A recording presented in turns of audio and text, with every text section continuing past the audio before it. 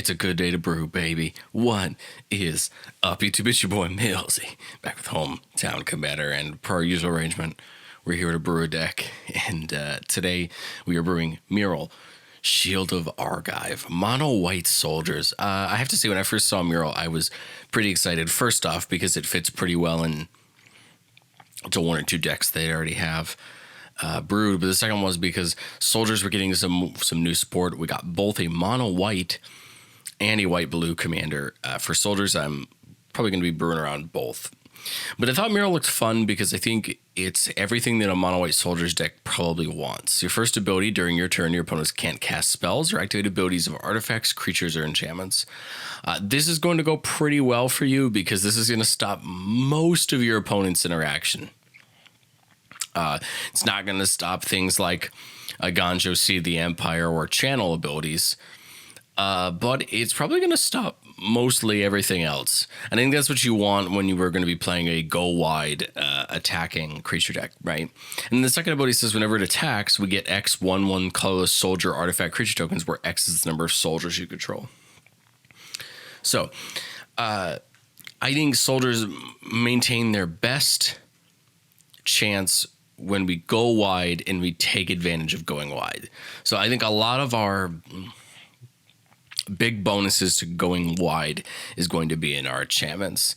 I think primarily things like In the Trenches, Radiant Destiny, Rally the Ranks, Inspiring Leader to buff those tokens, Intangible Virtue to buff those tokens, Cathar's Crusade to give us that bonus for going wide, and Paladin class once we level it up, and then something like Reconnaissance to give all of our creatures vigilance. Those are the kind of battle enchantments that are going to buff our really wide board up.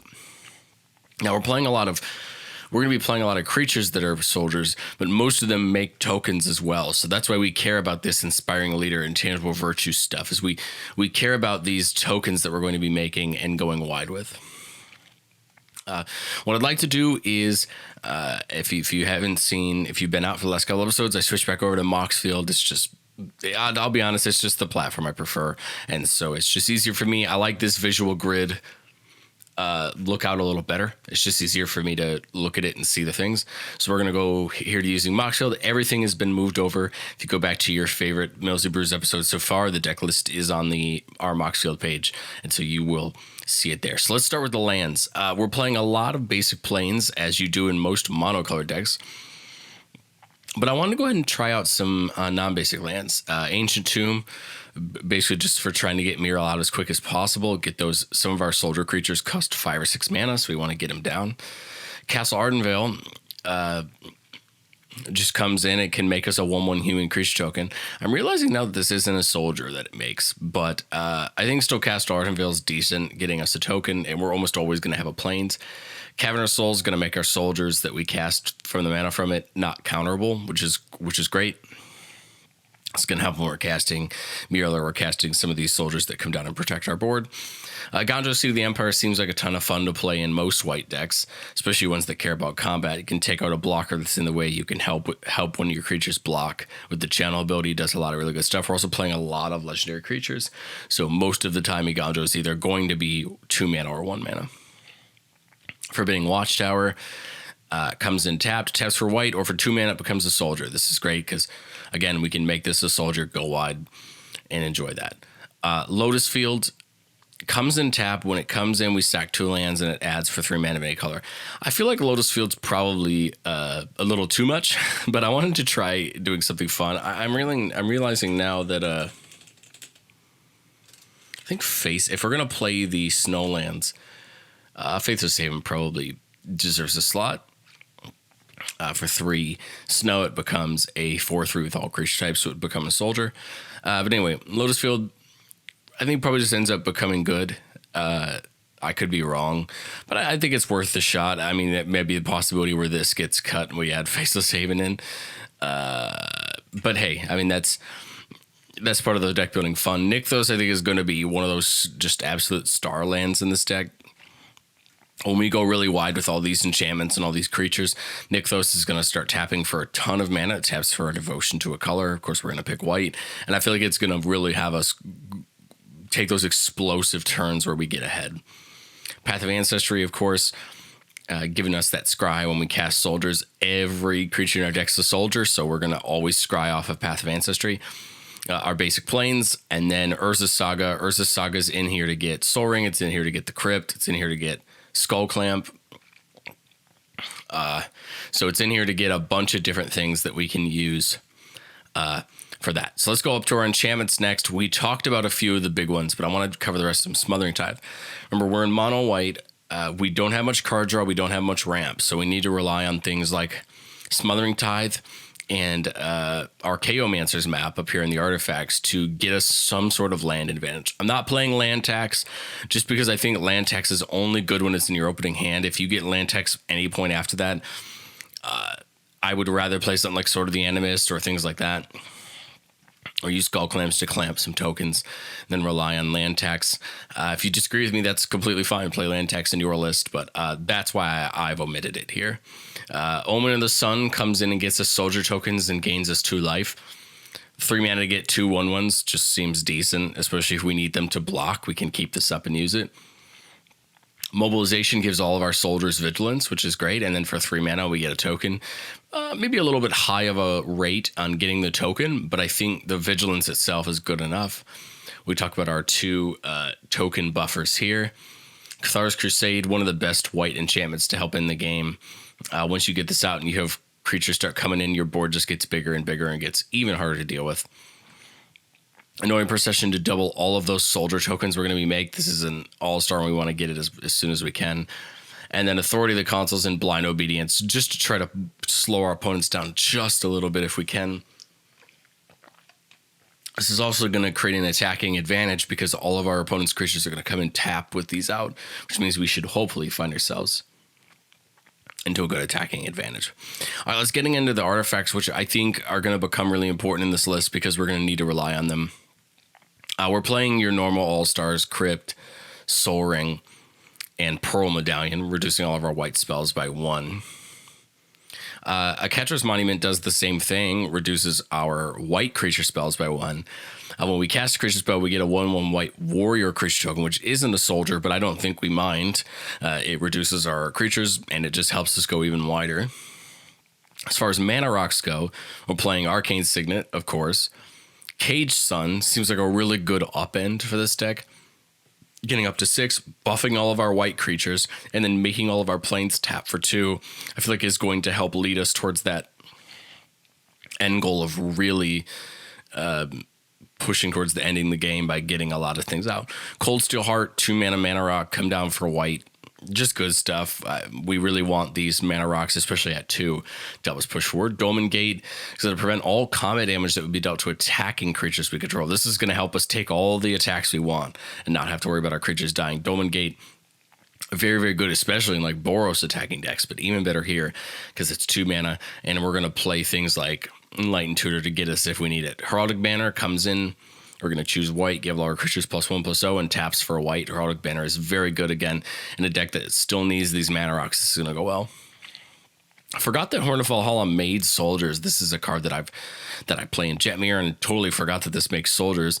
So it makes soldiers on the front half, and then on the equipment half, you get +1/+1 for each creature you control, which we could put on Myrel, another one of our big creatures, and just start doing some good damage. And go in that route. So Valhalla seems interesting, especially because we can make those soldiers on command. Nyx Lotus, a lot like Nykthos, is going to add mana to equal to our devotion to a color. Nyx Lotus does come and tap, which is the only downside.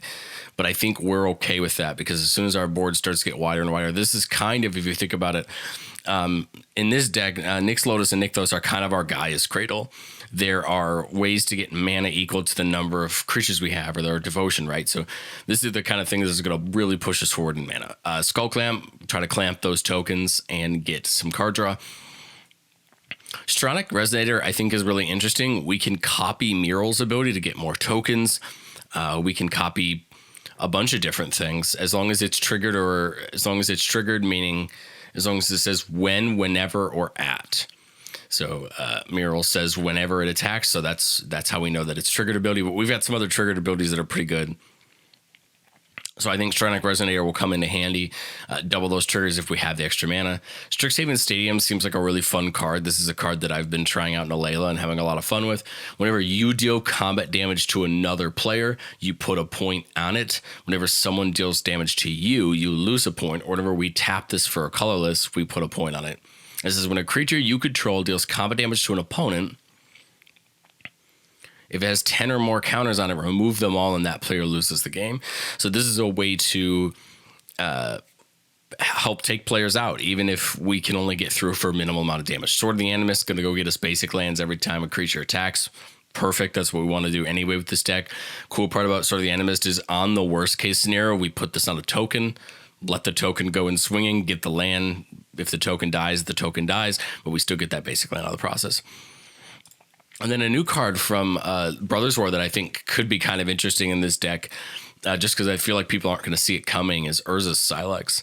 So it says, to exile Urza's Silex, and then each player chooses 6 lands they control, destroy all other permanents, activate only as a sorcery. And when it's put into exile from the battlefield, you may pay 2. If you do, search your library for a Planeswalker card, reveal it, put it in your hand, then shuffle. We're going to end up playing a couple Planeswalkers, and we'll get into those in a second. But as much as we have board wipes, and we're going to have a couple, I think Urza's Silex is going to be one of those cards that might be interesting to try out as a nuke button in case we need it. Let's go into our instance. And They Shall Know No Fear, card from 40k that just came out in the decks. This card's getting seen in a lot of play in a lot of tribal decks because it says choose a creature type. Creatures you control that type get +1/+1, gain indestructible to the turn. This is a 2-mana heroic intervention without the hexproof, which is great. And it's going to help a lot of white decks. You know, we're playing Flawless Maneuver, which does the same thing, but we can play it for free if our commander's out. But it's good to have another one, especially at a reliable amount of mana. Call the Coppercoats, really fun, makes tokens equal to the number of creatures our opponents control, and we can pay 1 white extra to do an additional opponent as well.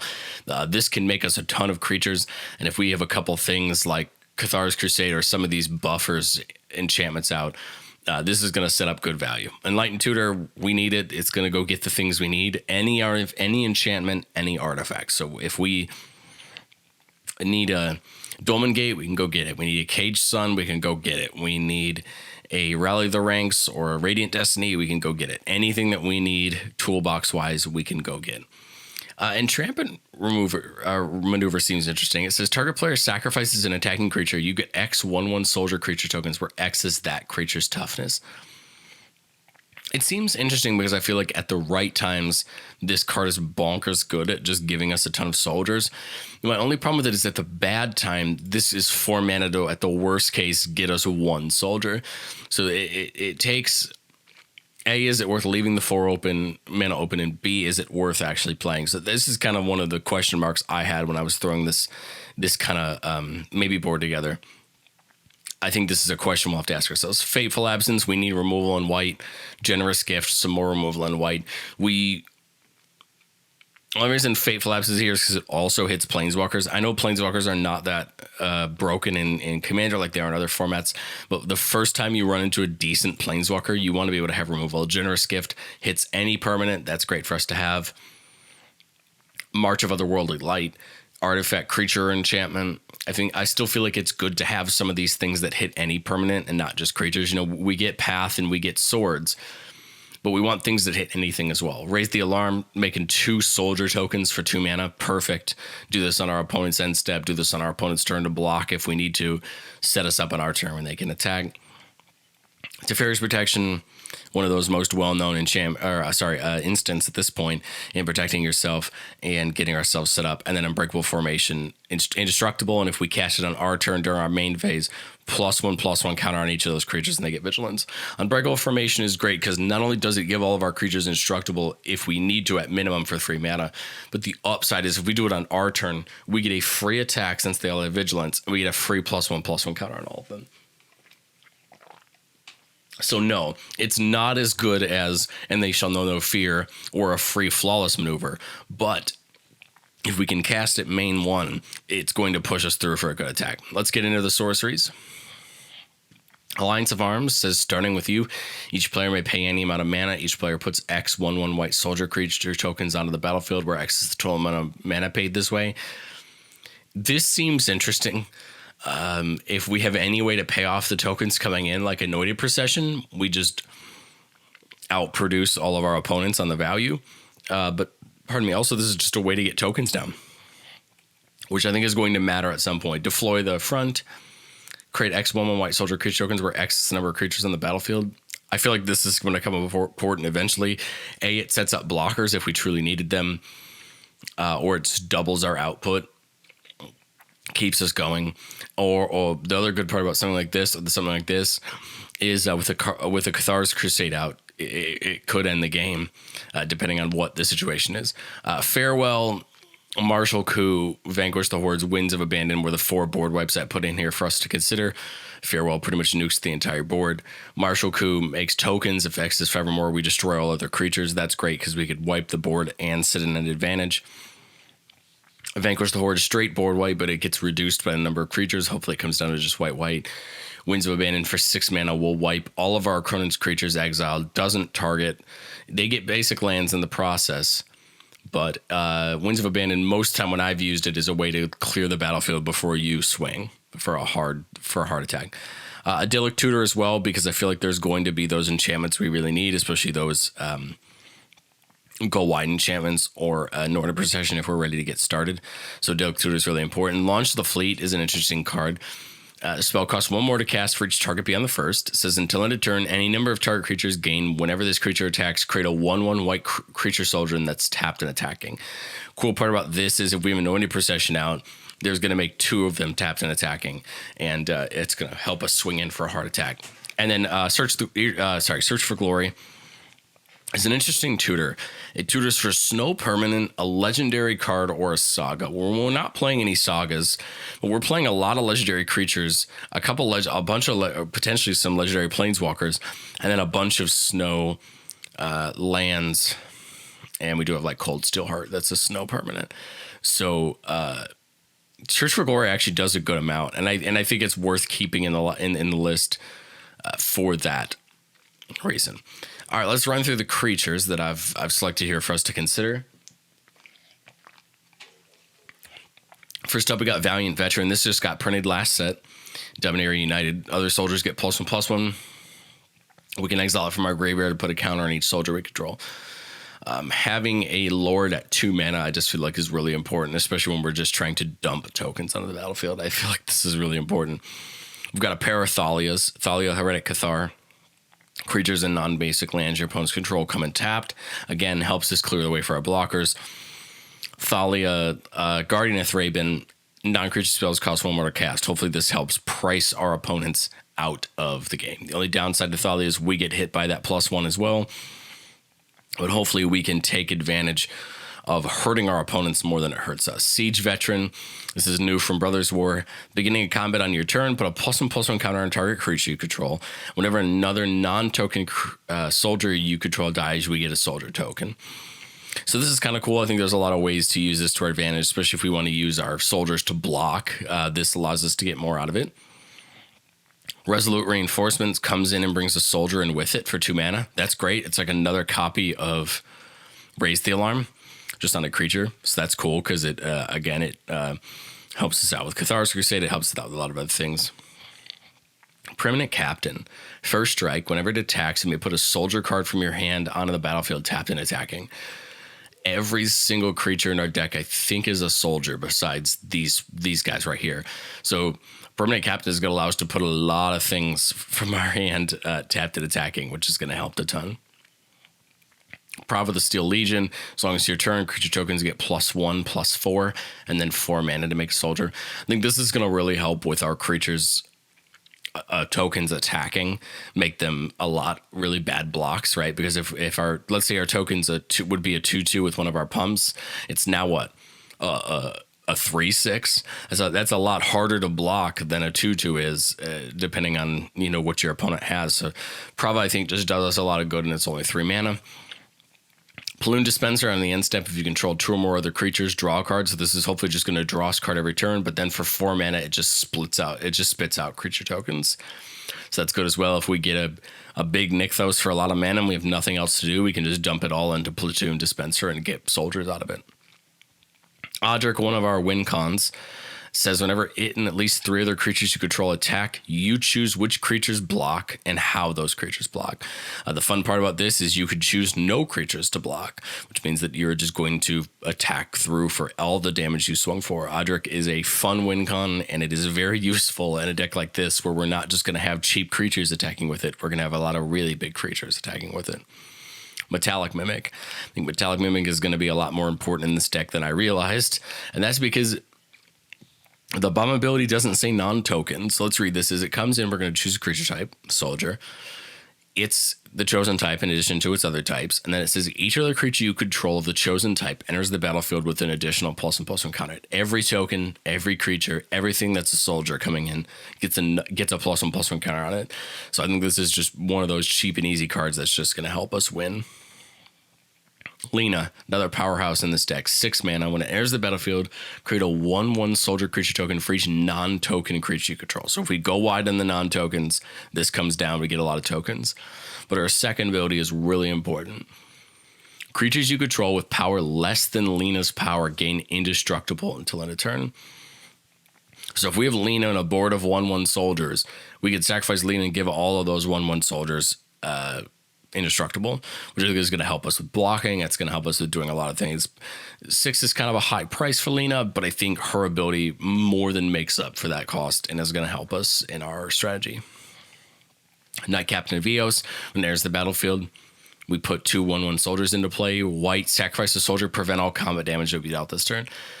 A fog on a creature for 1 white mana and sacrificing a soldier is going to be really important. Knight Captain of Eos isn't a soldier, but we're going to have plenty of soldiers to go around, and I think it will be very easy to take advantage of this by leaving 1 white mana open and stopping someone attacking us or even attacking somebody else if need be. Keeper of the Accord, another one of those pieces that's going to help us ramp at the beginning of each opponent's end step. If that player has more creatures than you, we get a soldier. Same thing at the beginning of each opponent's end step. If that player has more lands than you, go search your library for basic plains, put it on the battlefield. This is going to help us kind of ramp up. This is kind of like Knight of the White Orchard, where it's going to help us get some lands back. Hero of Bladehold, 4 mana, 3/4 Battle Cry, which says whenever this creature attacks, each other attacking creature gets +1/+0. So when Hero of Bladehold attacks, all of our tokens, all of our other creatures get +1/+0. It says when it attacks, put 2 1/1 white soldier creatures onto the battlefield, tapped and attacking. So again, this is going to produce us more tokens. Again, going wide. And the best part about this going wide thing is remember that when you put a creature onto the battlefield tapped and attacking, you get to choose what player that attacks. And you don't have to pay for Ghostly Prison. You don't have to pay for Propaganda. I believe you get around Crawl Space as well and things like that. So it produces a lot of really good results. Gold Knight Commander is another kind of mini Cathar's Crusade. It says whenever another creature you control enters the battlefield, creatures you control get +1/+1 until end of turn. So if we attack with a couple of these creatures that make tokens, it's just going to pump our board up during that attack. And I think that's going to lead to some nasty combats. Field Marshal, other soldiers have +1/+1 to first strike. That's great. We want that all day. We want all of the abilities to help us. Esper Sentinel, some draw. Esper Sentinel is really good during the early game to get us some draw on other people's turns and hopefully draw us into those lands. Elesh Norn, you could say what you want about Elesh Norn, but in a deck that wants to go wide, I think Elesh Norn is one of the best top-end creatures we could play. All of our creatures get +2/+2. All of our opponent's creatures get -2/-2. This is going to lead to bad blocks for our opponents and is going to lead to us doing better in combat. Defiler of Faith. This seems really good because the Defiler series is very interesting. This one says we can pay 2 life instead of a white mana pip in our spells. And it says whenever you cast a white permanent spell, create a 1/1 white soldier creature token. I think this is going to help because we're going to want to be casting a lot of permanent spells. We're playing a lot of creatures and we're playing a lot of enchantments. So I think more often than not, we'll get a few creature tokens out of this one. Is that Daru Warchief? Is there any other printings for this? There is not. Daru Warchief says soldiers you cast cost 1 less to cast, and then soldier creatures you control get +1/+2. Again, buff along the board. We love that. Darian, another one of our key soldiers. Says whenever you are dealt damage, you may create that many 1/1 white soldier creature tokens, and it is a soldier. So this is just going to print us more creature tokens. We attack, our opponent attacks us back, we get more tokens. Catapult Master, tap 5 untapped soldiers you control, exile target creature. Cool part about this ability is because this ability is telling us to tap them, we can tap creatures that have summoning sickness. So I think this is going to be really good because now we have removal, because we're probably always going to have soldier tokens lying around. So I really like the idea of this, and that exile target creature I feel like is going to come in handy. Captain of the Watch. Other soldier creatures you control have +1/+1 in vigilance, and when it enters the battlefield, we get 3 soldier tokens. Again, great for 6 mana. This is going to come down, change the whole state of the board for us. Brimaz, King of Oresco's vigilance. Whenever it attacks, we get a 1/1 cat soldier with vigilance that's attacking, and whenever it blocks, we get a 1/1 cat soldier that's blocking that creature. Brimaz just seems really good. It's a good body for 3 mana, and it comes with some tokens along with it, which is really good. Banalish Commander, its power and toughness is equal to the number of soldiers you control, which is hopefully a lot. We can suspend it for X, white, and X can't be 0. And it says whenever a time counter is removed from it, we get a soldier token. So remember the suspend, we put a number into it, every turn it gets ticked down. So if we put 1 into it, next turn it would come out and we would get 1 soldier along the process. But I think Banalish Commander is just going to be good because that's going to come in and be giant probably. It's going to be tough to deal with. Bastion Protector, commander creatures you control get +2/+2 and indestructible. Pardon me. This is just going to be good because we want to protect Myrel at all costs, especially when she needs to attack to get us those tokens. This is going to protect her in the process. Battle Rush Banneret, soldiers cost 1 less to play. It is only 2 mana, so maybe we prioritize Darrow War Chief over this, but I thought, okay, never a bad thing to have more than 1 of them. Baird, Steward of Argive. Creatures can't attack you or a planeswalker you control unless their controller pays 1 for each of them, and it's just not a soldier. So this isn't bad either. It helps. It has vigilance. It's going to get big with all of our buffs. It's going to be more defensive. Might not be a bad blocker, but having our opponents have to pay is going to help us. And then Archetype of Courage. Creatures we control have first strike. Creatures our opponents control lose first strike and can have or gain first strike. This is going to add a ton of benefit. And it's going to make blocking easier. It's going to make attacking easier. And I think this is one of those soldiers that it's just going to really push us through. The other cool part about Archetype of Courage is it is an enchantment, so we can get it with Enlightened Tutor. If this was the piece, say we needed to break a stalemate board and attack through for good damage, Archetype of Courage is one of those cards that can do that. And I think it will help us more than we expect, especially when we start going really wide and getting the buffs. Okay, I've got 5 planeswalkers included. I doubt all 5 will actually make the list, but let's go through the 5. Basri Ket, put a counter on a creature. It gets indestructible for the turn.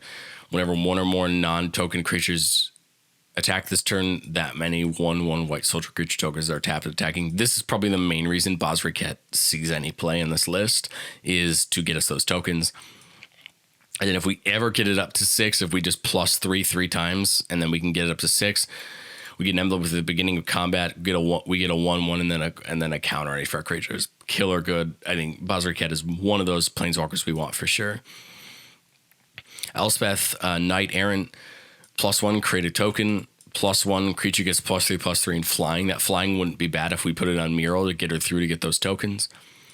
And then the +8 is artifacts, creatures, enchantments, and lands you control have indestructible. This is just a great ultimate to work up towards, and I think we like both of the pluses here. So this is a good one that way. Elspeth, Sun's Champion, classic mono white planeswalker. +1 gets us 3 soldiers, so 6 mana gets us 3 soldiers. -3 destroy all creatures with power 4 or greater. So if we just have tokens and cheap soldiers and no buffs, this is probably just going to take everything out of our way. And then if we get to that 7, all of our creatures get +2/+2 in flying. Again, I think these top 2 are more than worth the cost entry. All right, Elspeth, Sun's Nemesis. This is from Theros Beyond Death. Up to 2 creatures you control get +2/+1, create 2 tokens, and then gain 5 life. This is the one I was the least sure about, but I wanted to throw it in here just to show the options of what we had that cared about soldiers. And then Gideon Blackblade, as long as it's your turn, it's a 4/4 creature with indestructible, but it is a soldier. Prevent all damage that would be dealt to it during your turn, and then up to one other creature gets vigilance, lifelink, or indestructible from the turn, and then a -6. So after 2 turns, we can just exile target and only have permanent. I really like Gideon because it's a great attacker when it's out. The only downside is when it's not our turn. It's a planeswalker, and if we don't have any blockers, well, then we're in trouble, right? It just sits there. Okay, so we're at 124. It's time for the most fun and the hardest part of deck building, cutting cards. I think the more that I look at this land base, the more that I think Lotus Field probably isn't that needed. It's a cool card in a lot of ways, but I think all of the other lands are pretty important. I don't mind Castle Ardenvale, but I think I would just rather have that next basic land. As much as I like the ability to make tokens, they're not soldiers, and I think that becomes a little more important. I like Faceless Haven because it turns into a soldier, so I like this crop here. As far as the enchantments go, it's tough, right? I like a lot of them, but I think Omen of the Sun is kind of the worst of all of them. I think the rest of them have a lot of immense value, so if I have to cut something here, it's going to be Omen of the Sun. And we could take a look later at whether that's something we can push back in, but I like all of these buffers. I like the Vigilance. I like the Smothering Tide. I like the value of these 3. Love Paladin class, especially once you get it up to level 3. Gives a creature +1/+1 for each other attacking creature, and double strike is just going to be a menace to deal with. It's going to do a lot of damage. And then I like Mobilization, giving us Vigilance and being able to produce tokens. So I kind of like where this is at. I think just the 1 cut is good there for the moment. Coming up into the artifacts, it's tough because I see a lot of these artifacts being really good. I love the idea of Urza Salax, but I think maybe I'm a little bit ambitious on Urza Salax being as good as I think it might be. I think more often than not, it's just dead in the water, unfortunately. I love the idea of Caged Sun on the top end. Heraldic Banner feels really good, and maybe I'm overhyping it a little bit, but it feels really good with helping us out with all that mana. So I kind of want to keep it in there. Same thing with Horn of Valhalla. I love the sorcery side, but maybe I'm putting too much value into the sorcery side. Maybe there's too much of it that I think will be good, even though we have lots of other better soldier producers. And I like the rest. I really want to keep Skull Clamp. It helps us with card draw. I like the Stronic Resonator. I think more often than not, it doubles a lot of these whenever effects that come down. So I think more often than not, it's going to be worth it. I think more often than not, we're going to have things to double. So I like those. I think it looks good for now. If I have to come back, maybe it's Heraldic Banner that leaves, but I really like these artifacts, and I think we should stick with it. Coming up to instance, I'm going to get rid of this Entrapment Maneuver. As much as I love the look of it, I feel like more often than not, it's just not going to lead to us getting too much off of it, where we could get a lot of other things. Other than that, I like having this much removal. I think the problem is going to come down to the fact that I don't want to cut a lot of creatures, so we're probably going to have to cut something else from here. I like these. I like this because it hits planeswalkers, but this can hit creatures and this can hit creatures, so maybe Fateful Absence comes out for Generous Gift being more general, and March of Otherworldly Light being something that can hit other permanents. So maybe that's my decision point there. I really like Unbreakable Formation, but these two are clearly better. But I think it's worth it because as soon as we hit a wide board, this becomes better than both of these for that Vigilance, if we don't have Vigilance already. But I think we need those 3 indestructible spells because that's going to become necessary. The removal is going to become necessary. The protection is going to become necessary. I'm even half considering taking out Teferi's Protection. As much as I like it, I feel like we need to be a little bit more focused on zooming forward. So let's do that. As far as sorcery goes, I think we have one too many board wipes. As much as I like the board wipes we have sitting here, I love Farewell because it just does so much to remove a board. So I think we're going to cut Vanquish the Hordes. I like Winds of Abandon. Exile removal is something we can't undercut. Martial Coup is great because it's a benefit for us. And then Farewell is just going to beat up that. I'm kind of trying to decide if I like Deploy to the Front better than I like Alliance Storms. Adele Tutor feels like it needs to stay in. Launch the Fleet just feels really good. But are both of them better than Deploy the Front? That's the question. I like the look of Deploy the Front. 7 mana to get X soldiers, where X is the number of creatures on the battlefield. I mean, that includes everyone's creatures, right? Not just ours. That feels really good. It feels really good. But unfortunately, I just don't know if it's better than this. The reason I like it better than Alliance of Arms is I'm not handing my opponent's creatures like I am with Alliance of Arms. But yeah, that's where I'm not entirely sure. So we'll probably end up having to come back and talk about this again. But let's go up to Planeswalkers, because again, I think Elspeth's Son's Nemesis comes out. I like this. I like this. I like this. I think Gideon comes out. These three seem like they give me better value. This one seems like it does a lot of good right away. This one seems like it does a lot of good right away. I could probably cut another board wipe for Elspeth. If you think about it that way. We could cut a board wipe for Elspeth, since Elspeth in a lot of the way is a board wipe when it comes down. And I really do like Basri Cat as well. This feels like the deck for Basri. If there's any deck that Basri belongs in, I feel like it's this one. So, yeah, I think we're good. We're good at keeping those there. Let's go into the creatures. I'm going to cut the Banneret. As much as I like it, I think we want to keep the slot open for something else. Plume Dispenser might even end up being too expensive for what it does. That might be my only worry with it, is there's cheaper soldiers that do other things. So maybe it sees a considerment of coming out. Again, Defiler of Flesh, I like the idea of it, but I wonder how much value it actually gets us over turn. Like Elspeth's different, because for 7 mana, Elspeth might actually end the game. You know, it's going to come down, change the whole board state, and it might actually end a game. Whereas with the Defiler of the White Defiler, I feel like it requires too much setup for what we're trying to do. Okay. I like the creatures where they're at now. I don't want to change anything yet. I think we need to go back through and make some more decisions. So coming back down to the lands, I feel like people are going to yell at me for this, but I think we can get away with 34. I would try to get away with 34 here. You can yell at me if you want to in the comments. But I think 34 is doable. We have a lot of stuff in the middle of the curve.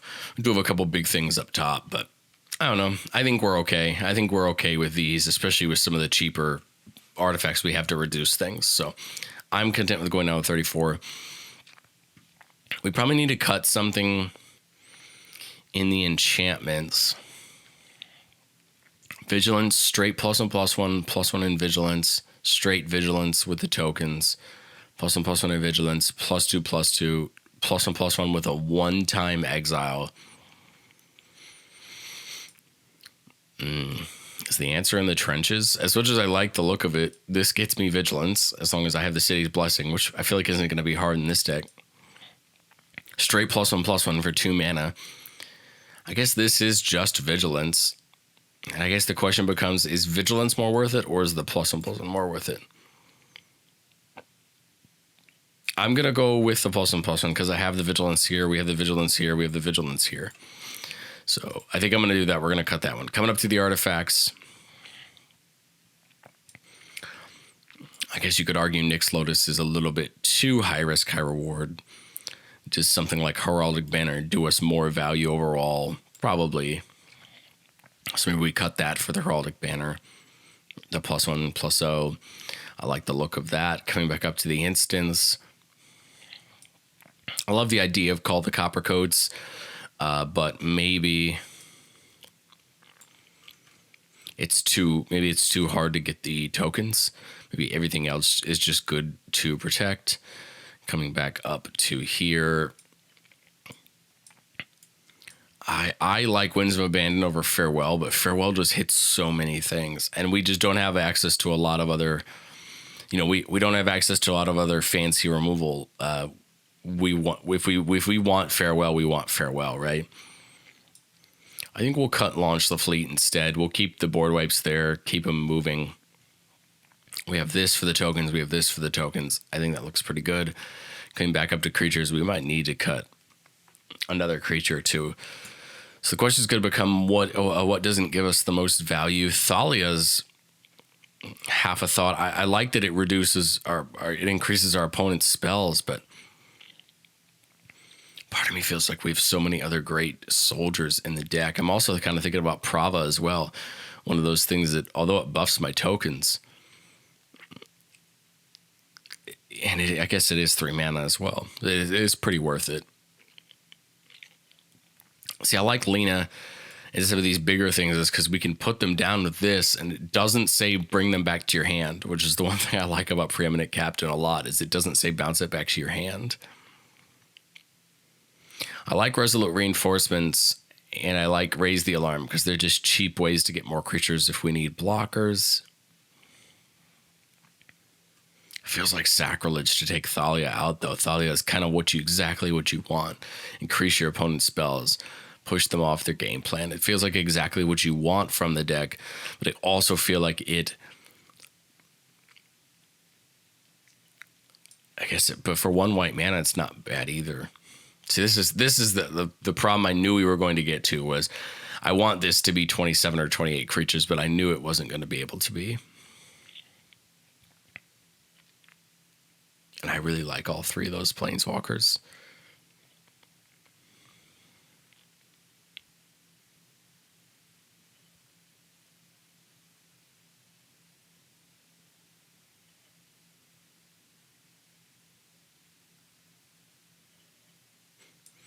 Yeah, I guess I'll cut Prava for now, and I'll cut Thalia for now. I don't know that I love those choices, but I think at this point we need to get down to 100, and if the thought process here is get down to 100 and test it like it is on every episode of Millzy Brews, this is what we need to do. We need to see if those would truly be missed, and if we truly need that.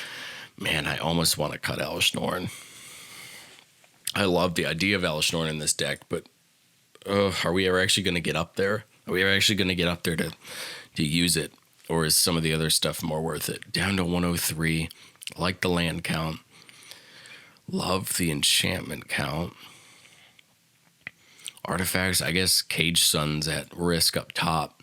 It is pretty expensive to get up there. I guess that could be the argument made there. I really like Cage Sun, but maybe it's a little bit too expensive. Maybe we don't expect to get up that high, and maybe we need to be a little bit more realistic about that. I guess Raise the Alarm could come out. We do also have Resolute Reinforcements, which does the same thing. Maybe we need to be a little bit more concerned with our hardline soldiers rather than the instants that do it. Down to 101. I think this last cut's going to be hard. I want to keep the creature count pretty high. We don't want to run into a situation where we don't have any creatures.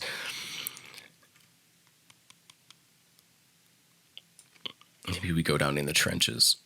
We'll go down another one of those buffers, and we find a way to work them back in if needed. So, guys, I think that's it. We're down to our 100.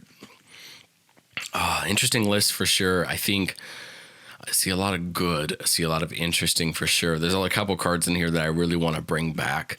But I think this is why testing is so important. Run the list out, see what it does, and make informed decisions that way. All right, well, let's end with a play test really quick. Great hand. Draw turn 1. Planes, get that reconnaissance down. Turn 2, we do this for a Pearl Medallion. So now Myrel only costs 3. Let me think of what. Get this down, get Baird down.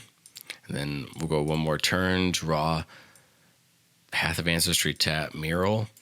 Make the attack if need be, if not sit down. I guess it would have Vigilance. 5th turn, land, Siege Veteran. We would scry the 1, go from there. Not bad setup. Myrel attacks this turn, gets some tokens, and we move on. All right, I dig it. It's not bad. A little bit better than I thought it was going to be. I think I like it. I think it's a little rough. It needs some work, needs some testing to know for sure, but this is the kind of mono white soldiers deck I could see myself running. Good planeswalker support, good creature support, good combat support. So guys, let me know what you think. Do you like the look of mono white soldiers? I'm going to be doing Harbin, which is the blue white soldiers commander. I'm going to be doing them in a week or so. So we're going to take a look at blue white soldiers as well, see if we get any benefit from doing blue white. But otherwise, that's all that I have. Please shoot me a comment down below. Tell me what you think. What should I have put in? What should I not have taken out? Subscribe, and I will catch you next time.